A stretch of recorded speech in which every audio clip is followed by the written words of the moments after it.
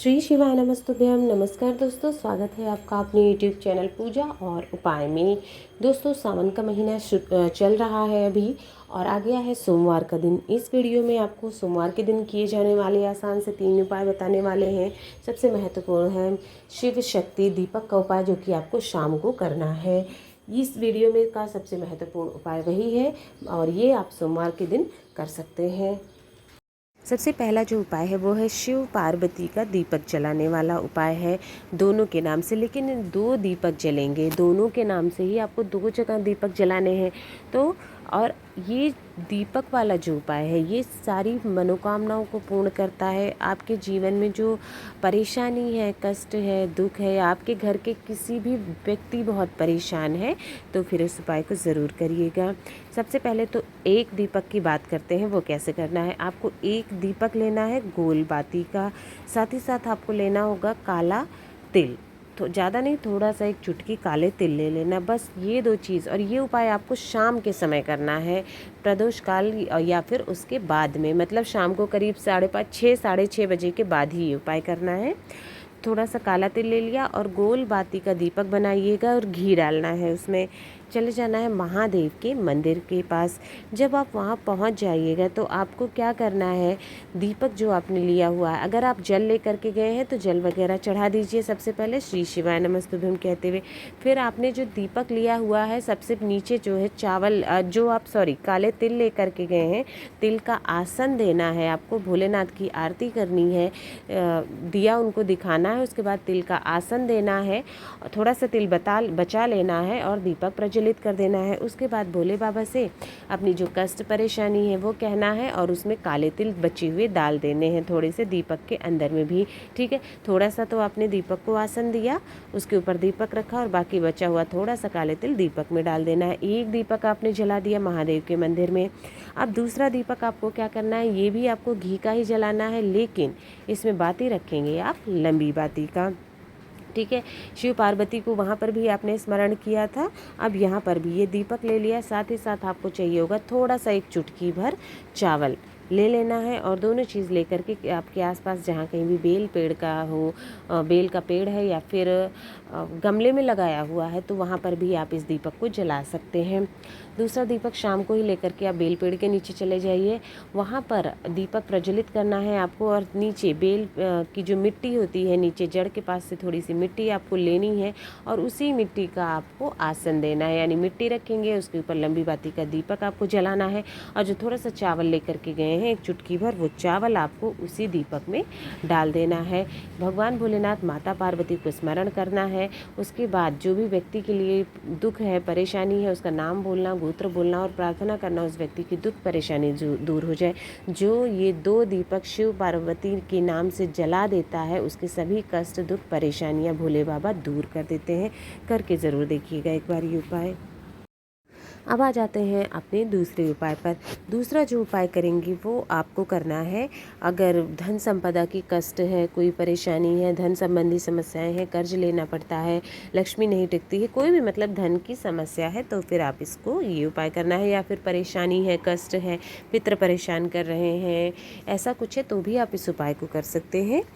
कष्टों परेशानियों को दूर करने के लिए, मनोकामना पूर्ति के लिए आपको लेना होगा 1 कटोरी चावल। छोटी सी 1 कटोरी लीजिएगा, उसमें आपको चावल लेना है। ज़रूरी नहीं है कि सब अक्षत ही हो, ऐसा नहीं है, कैसे भी चावल आप ले सकते हैं, अगर वो खंडित भी हैं तो चलेगा। कटोरी भर के आपने चावल ले लेना है। अब आपको एक दीपक तैयार करना है लंबी बाती का, उसमें आपको घी डालना है और लंबी बाती का मिट्टी का या आटे का दीपक तैयार कर लीजिए। अब उस जो आपने कटोरी ले रखी है उसी के ऊपर उस दीपक को रखना है और आपके घर में जहाँ जल रखा जाता है वो पितरों का स्थान माना जाता है। तो इससे क्या होता है कि पितर अगर कष्ट दे रहे हैं तो वो कष्ट दूर कर देते हैं आपके। तो उस स्थान पर इस कटोरी को स्पर्श करवाना है, जहाँ जैसे आरओ है या मटका है या कोई फिल्टर रखा है आपने जिसमें भी पानी भर के रखते हैं, उस जगह पर टच करवाना और अपने घर की जो चौखट होती है, शाम को ही ये उपाय भी आपको करना है, ठीक है। जो घर की चौखट होती है उस चौखट दाहिनी तरफ, जब आप घर में एंटर कर रहे हैं तो दाहिनी तरफ चौखट के आपको ये दीपक रख देना। नीचे कटोरी में चावल है और उसके ऊपर आपको दीपक रख देना है। इतना काम करना है, शाम को कर लिया। अब जब दीपक शांत हो जाता है तो चाहें तो उसी दिन में उसी रात को, या फिर अगले दिन सुबह में आपको क्या करना है, दीपक को हटा लेना है। और जो चावल है वो किसी भी आसपास हरा भरा पेड़ है, कोई भी, ज़रूरी नहीं है कि नीम हो, पीपल हो, ऐसा कुछ नहीं है, कोई भी हरा भरा पेड़ जहाँ पर पशु पक्षी आते हो वहाँ जाके चावल को छितर देना है, जिससे उस चावल को पशु पक्षी खा लें। इस उपाय को करने से पितृ जो होते हैं वो प्रसन्न होते हैं, पितरों की कृपा बरसती है, तो आधे कष्ट तो वैसे ही जीवन के दूर हो जाते हैं, ग्रह भी शांत हो जाते हैं, और भोले बाबा की कृपा से आपकी धन की समस्या जो है वो भी दूर हो जाएगी और पितरों का आशीर्वाद भी मिलेगा। करके ज़रूर देखिएगा। आ जाते हैं अपने तीसरे उपाय पर। तीसरा उपाय है, अगर कोई कष्ट है, दुख है, परेशानी है, इसके अतिरिक्त कोई मनोकामना पूर्ति करवाना चाहते हैं, बहुत दिन से अधूरी है, पूरी नहीं हो रही है, कोई भी दुख परेशानी कष्ट है, तो फिर आपको ये उपाय करना है समस्याओं से छुटकारा करने के लिए। जो किसी व्यक्ति, अगर आपके घर में कोई व्यक्ति बहुत कष्ट में है, परेशानी में है, तो उसके लिए भी आप कोई और भी ये उपाय कर सकता है। इस उपाय को करने के लिए आपको लेना होगा काली मिर्च, जो खड़ी वाली होती है, पीसी नहीं चाहिए हमको पाउडर, खड़ी काली मिर्च चाहिए। कितनी? 5 खाली मिर्च ले लेना आपको, काली वाली। उसके बाद एक पात्र लेना है, चाहे लोटा, कटोरी, तांबे का मत लीजिएगा, स्टील का ले लीजिए। उसमें आपको डालना होगा 1 लोटा जल भर लेना है, थोड़ा सा दूध भी उसमें डालना है। इस तरह से करके डाल देना है, दूध और जल भर लिया। उसके बाद आपको श्री शिवाय नमस्तुभ्यम कहते हुए जो काली मिर्च ली है वो काली मिर्च भी उसी जल के लोटे में डाल देनी है और ले करके चले जाना है भोले बाबा के मंदिर में। जब आप वहाँ पहुँच जाते हैं तो उत्तर दिशा की तरफ मुख करके खड़े हो जाइए, और जो जल आपने लिया हुआ है ये जल आपको 5 जगहों पर चढ़ाना है। सबसे पहले गणेश भगवान के स्थान पर थोड़ा जगह, फिर थोड़ा सा कार्तिकेय जी के स्थान पर, फिर माता अशोक सुंदरी, पार्वती माता का फिर हस्त कमल पे चौथी बार, और 5वां आपको शिवलिंग पे चढ़ाना है। अब चढ़ाना कैसे है? जब आप पहली जगह गणेश जी को चढ़ा रहे हैं तो कुंदकेश्वर महादेव का नाम लीजिए, दूसरी जगह चढ़ा रहे हैं तो भी आप कुंदकेश्वर महादेव, माता अशोक सुंदरी पे भी कुंदकेश्वर महादेव, सभी जगह पे, चारों जगह कुंदकेश्वर महादेव का नाम से जल चढ़ाइए। लेकिन जब आप शिवलिंग के ऊपर चढ़ाने जा रहे हैं 5वें बार, तब आपको जिस व्यक्ति के लिए आप ये उपाय कर रहे हैं, अपने लिए कर रहे हैं, किसी के लिए, तो उस व्यक्ति का नाम बोलना है और गोत्र बोलना है। जो व्यक्ति दुख में है, जिसको बहुत दुख है, बहुत परेशानी, बहुत कष्ट है, उसका नाम और गोत्र बोलना है, और फिर कुंदकेश्वर महादेव का नाम लेते हुए वो जल शिवलिंग के ऊपर चढ़ा देना है।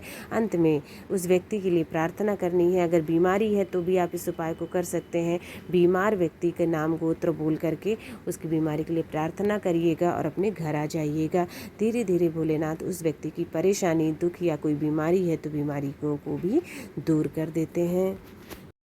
दोस्तों, इस बार सोमवार पर अष्टमी तिथि भी पड़ रही है, तो बहुत ही महत्वपूर्ण संयोग हो चला हुआ है, तो इसलिए ये उपाय आपको ज़रूर से ज़रूर करने हैं, जो भी आपके समस्या से संबंधित हो। अगर आपको वीडियो पसंद आया हो तो वीडियो को लाइक करें, शेयर करें और चैनल को सब्सक्राइब करें।